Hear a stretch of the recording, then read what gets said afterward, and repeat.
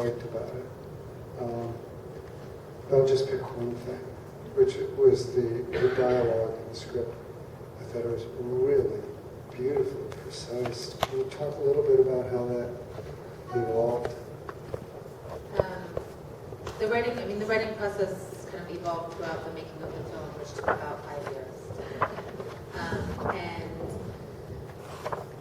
it's not terribly different than the first draft, but I think that with every creative collaborator we bring on, it changes and becomes more dynamic. And how I work as a director, and because I'm a writer-director as a writer also, is that I try to invite people in to bring their experiences into the process so that we're kind of building out and making it more human and nuanced. And I mean, it sounds maybe a little schizophrenic, but the way that I write is that I actually live with the story in my head for quite a long time before I actually put it on paper. And so the characters are talking in my head. So for me, that's how I write dialogue. Thanks so much for your film. Curious about the closeness or the tightness of each of the shots and how they're all sort of in movement. Mm-hmm. So the cinematographer's name is Sofiane Alfani. This is the first American film he shot. He shot Blue is the Warmest Color, which won the Palme d'Or about 3 years ago, and he shot this also magnificent film called Timbuktu, which you should see if you haven't seen it. And when I was thinking, Bradford Young was meant to shoot the film, and he and I are close, but when he couldn't because of scheduling, I was thinking, oh, well, who else will shoot it? And the qualities I wanted, which was kind of sensual and visual, and also giving you this kind of claustrophobic feeling of grief. I couldn't get him out of my head, and so he agreed, and we wanted to create this atmosphere where it's like once you're in that place, you can't get out, kind of until the end when you know that it's not going to be an easy road.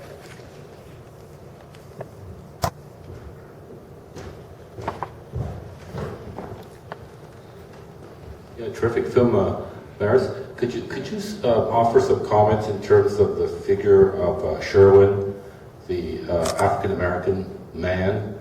Through the film, there was what I thought were little glimmers in terms of threats to him, whether it's a white guy in a pickup truck or obviously hearing the shotguns in the forest and running away and so on. I guess my question is, to what degree did you calibrate how much of this racial tension would be in the film?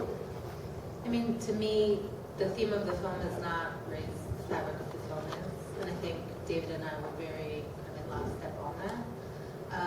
That it's a film that's really about lived experience, and this man's lived experience, and an experience that we almost never get to see, which is, you know, the emotional life of an African American man.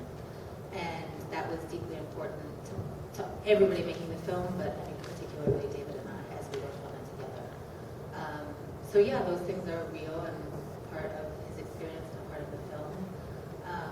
It was important that they both be there and not be what the whole film is about, because the tension in the film is that's not the focal point of the tension in the film, but it's the thorns and the discomfort that are there and that are present in every minute of our existence in this country.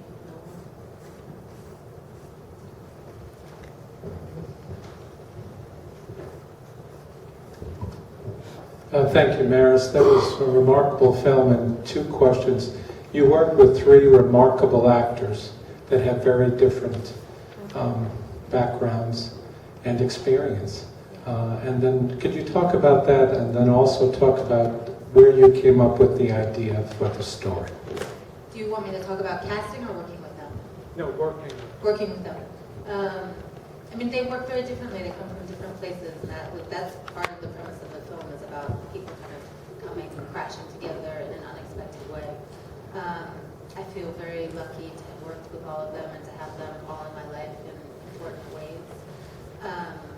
Diane and David almost work in opposite ways.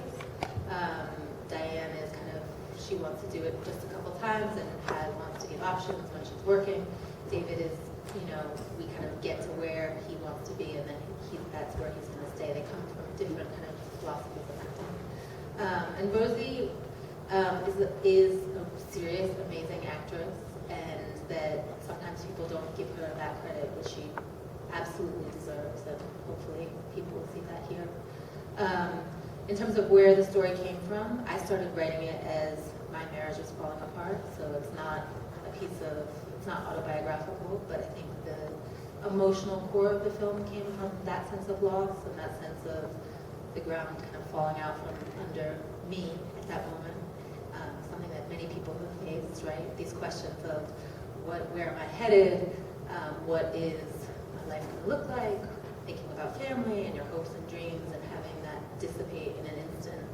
And thinking about kind of culturally that moment of, it's a moment where traditionally we close the door and it's private and it's isolating and it's singular. And I'm interested in what happens when you open the door in that moment.